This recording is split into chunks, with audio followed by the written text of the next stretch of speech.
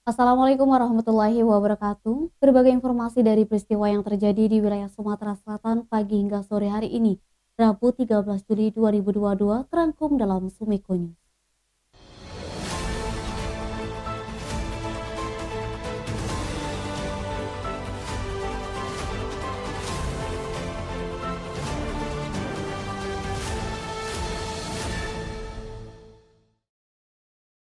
Dua orang saksi meringankan dihadirkan dalam sidang kasus penerimaan suap 15 mantan anggota DPRD Kabupaten Muara Enim di Pengadilan Tipikor Palembang pada Rabu 13 Juli. Dua orang itu diketahui bernama Mohadi, Ketua RT kediaman salah satu terdakwa Faizal Anwar, serta bernama Effendi, supir satelan terdakwa Cik Melan, serta William Husin. Di hadapan Majelis Hakim Tipikor Palembang, saksi Mohadi menerangkan bahwa selama dia menjabat sebagai Ketua RT, rumah kediaman Faizal Anwar hanya dihuni anak dan istri. Tidak ada pembantu ataupun sopir serta kerabat lainnya. Sehingga jika ada surat yang ditujukan untuk Faizal Anwar selalu ia selipkan di bawah pintu. Keterangan saksi tersebut berbeda dengan kesaksian mantan terpidana Elvin MZ Mukhtar yang menyebutkan bahwa fee yang diterima untuk terdakwa Faizal Anwar diberikan melalui seseorang yang diduga asisten rumah tangga terdakwa Faizal Anwar. Sementara keterangan saksi Effendi banyak menerangkan perihal adanya perjalanan dinas ke Lampung oleh dua terdakwa, yakni Cik Melan serta William Husin, yang kala itu saksi sebagai supir satelan freelance. Tidak banyak yang ditanyakan kepada dua saksi yang dihadirkan dalam sidang pemeriksaan perkara ini. Tommy Alfa Edison SHMH sebagai penasehat hukum terdakwa Cik Melan menyampaikan, dihadirkannya saksi supir satelan tersebut guna menerangkan adanya perjalanan dinas ke luar kota. Tommy saat diwawancarai usai sidang mengatakan, pada keterangan saksi lainnya menyebut saat itu kliennya bertemu dan diberikan jatah uang, padahal waktu itu kliennya sedang dalam perjalanan dinas keluar kota. Untuk selanjutnya, masih kata Tommy, ia akan mendengarkan keterangan para terdakwa secara langsung di ruang sidang yang akan digelar pada sidang Rabu pekan depan. Adapun nama 15 terdakwa, 5 orang diantaranya merupakan anggota DPRD Muara Enim periode 2019 sampai 2023, yaitu Agus Firmansyah, Ahmad Fauzi, Mardalena, Samudra Klana, serta Vera Etika. Kemudian 10 mantan anggota DPRD yakni Darayeni, Elsa Hariawan, Ellison, Faizal Anwar, Hendli, Irul, Misran, Cik Melan, Umam Fajri, serta William Husin. Ke-15 terdakwa mantan anggota DPRD Muara Enim didakwa oleh Jaksa KPK RI dengan dakwaan penerima suap fee 16 paket proyek PUPR Kabupaten Muara Enim tahun 2019. Disinyalir para terdakwa menerima jatah fee dengan besaran masing-masing 200 juta hingga 350 juta. 15 mantan anggota DPRD Muara Enim tersandung perkara lanjutan dugaan korupsi fee proyek Dinas PUPR Muara Enim tahun 2019, yang mana dalam perkara ini turut menjerat mantan Bupati Muara Enim Ahmad Yani, Wakil Bupati Muara Enim Juwarsa, mantan Ketua DPRD Muara Enim Aris HB, serta 10 mantan anggota DPRD lainnya yang saat ini telah menjalani hukuman pidana. Fadli, Sumeko TV melaporkan. Pemerintah menerbitkan surat edaran nomor 440-3917-SJ tentang percepatan vaksinasi dosis lanjutan bagi masyarakat. Aturan ini dikeluarkan seiring meningkatnya kasus COVID-19 dalam beberapa waktu terakhir. Kepala Dinas Kesehatan Sumsel Lesti Nuraini mengatakan sudah menerima surat edaran itu dan akan melaksanakan percepatan booster kepada masyarakat Sumsel. Surat edaran itu berisi seruan kepada gubernur dan bupati atau wali kota dalam upaya pencegahan dan penanggulangan COVID-19. Saat berbincang via telepon, Lesti Nuraini Rabu 13 Juli mengatakan, dengan surat edaran ini diharapkan ada peningkatan capaian vaksinasi booster untuk memperkuat daya tahan masyarakat. Saat ini, lanjut Lesti, capaian vaksinasi booster di Sumsel sudah mencapai 17,37% atau sebanyak 947.971 orang. Angka itu tak mengalami kenaikan sejak beberapa waktu lalu atau sebelum masa lebaran sebagai syarat mudik. Capaian booster terbanyak di Palembang dengan 261.413 orang atau 24% dari jumlah sasaran kota Palembang 1,41 juta jiwa. Kemudian di Oki 86.711 orang atau 17,42%. Muba 68.807 orang atau 17,76%.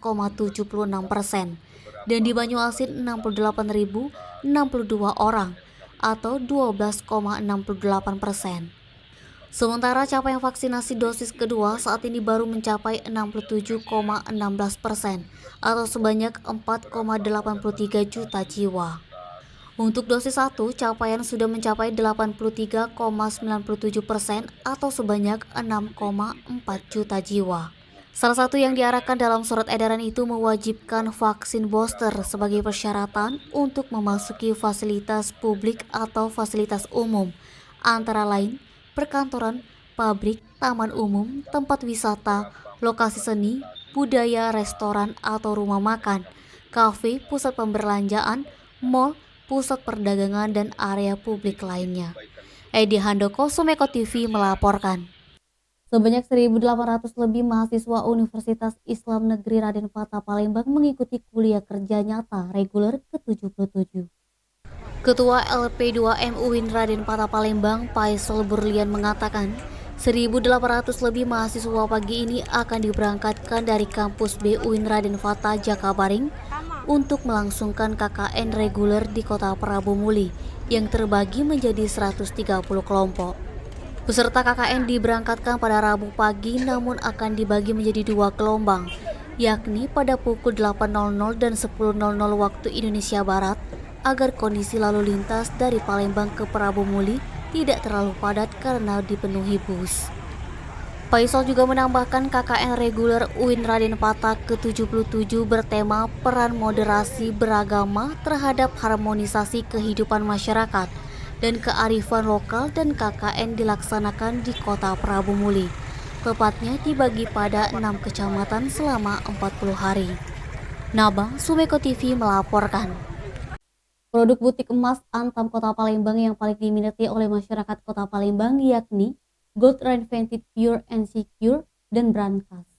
Asisten Manajer Butik Emas Logam Mulia Antam Kota Palembang, Sukirdi, mengatakan, produk Gold Reinvented Pure dan Secure merupakan produk emas Antam LM dengan desain dan kemasan baru untuk meningkatkan nilai lebih, yang mana sertifikat telah menyatu dengan kemasan, menjadi perlindungan dan keamanan bagi investasi masyarakat. Selain produk Gold Reinvented Pure dan Secure, produk Brankas juga banyak diminati oleh masyarakat Palembang. Brankas LM menjadi alternatif penyimpanan emas oleh PT Antam Tbk Unit Bisnis Pengolahan dan Pemurnian Logam Mulia. Sukirdi juga mengatakan Brankas LM menyediakan berbagai jenis, yakni Brankas LM individu, fitur Brankas LM berzakat dengan syarat pendaftaran atau pembelian produk butik emas Antam, yakni melampirkan KTP, NPWP, dan transaksi pembelian. Naba, Sumeko TV melaporkan.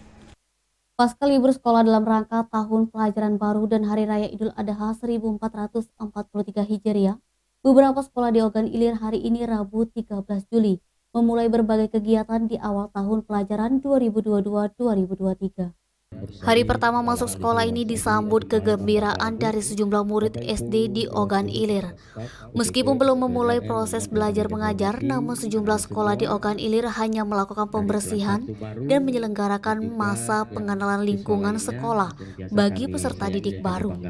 Seperti diungkapkan Devri, murid baru di SD Negeri 21 Tanjung Batu, dirinya mengaku senang karena bisa bertemu dengan teman-teman barunya di sekolah. Sementara Kepala SD Negeri 06 Payaraman Des Al-Kafi mengatakan guru-guru sudah masuk pada hari Senin lalu untuk melakukan pembersihan dan mempersiapkan MPLS yang akan mulai dilakukan oleh peserta didik baru. Sesuai jadwal pelaksanaan MPLS di SD Negeri 06 Payaraman akan berlangsung mulai tanggal 13 hingga 15 Juli mendatang. Dan kegiatan belajar mengajar tahun pelajaran 2022-2023 akan dimulai pada Senin 18 Juli 2022 mendatang. Hal yang sama juga dilakukan SMP Negeri 2 Tanjung Batu. Pada hari pertama masuk sekolah pasca liburan, SMP Negeri 2 Tanjung Batu belum menggelar kegiatan belajar mengajar. Sama halnya dengan di tingkat SD, SMP Negeri 2 Tanjung Batu juga melaksanakan MPLS bagi siswa baru. Linda, salah satu guru di SMP Negeri 2 Tanjung Batu, mengatakan MPLS baru akan dilaksanakan pada hari Rabu hingga Jumat besok. Untuk kegiatan belajar mengajar baru aktif pada tanggal 18 Juli nanti. Eti, Sumeko TV melaporkan. Gubernur Sumatera Selatan Haji Harmanderu membuka kejuaraan daerah renang Gubernur Sumsel Cup yang diselenggarakan oleh Persatuan Renang Seluruh Indonesia Provinsi Sumsel di Stadium Aquatik Jakabaring Sport City Palembang Rabu 13 Juli pagi. Gubernur Sumsel Haji Harmanderu meniup peluit sebagai penanda untuk peserta renang memulai perlombaan. Ketua PRSI Sumsel Ahmad Alzar mengatakan bahwa kejuaraan renang Gubernur Sumsel Cup diikuti oleh 220 peserta dari kabupaten kota di Sumsel dan dilaksanakan 3 hari tanggal 12 sampai 14 Juli 2022. Arahan dari Gubernur Sumsel memiliki kewajiban untuk membina kegiatan olahraga air dengan harapan dan target dapat mengikuti dan menang pada kejuaraan nasional. Kejuaraan renang dibagi menjadi beberapa grup kategori perlombaan, yakni kelompok usia 4-5 tahun, 5-7 tahun, 8-10 tahun, 11-13 tahun, 14-16 tahun, dan 17-19 tahun. Terbagi jenis renang yakni gaya bebas, gaya punggung, gaya kupu-kupu, dan gaya dada. Tiap kategori usia juga ada jaraknya masing-masing yakni 50-800 meter. Pemenang akan mendapatkan sertifikat penghargaan dan medali dari Gubernur Sumsel. Naba, Sumeko TV melaporkan. Sempat ditunda 2 kali rapat paripurna dengan agenda mendengarkan laporan pembahasan Komisi DPRD Kabupaten Ogan Ilir terkait LKPJ Bupati Ogan Ilir tahun 2021. Akhirnya digelar Rabu 13 Juli.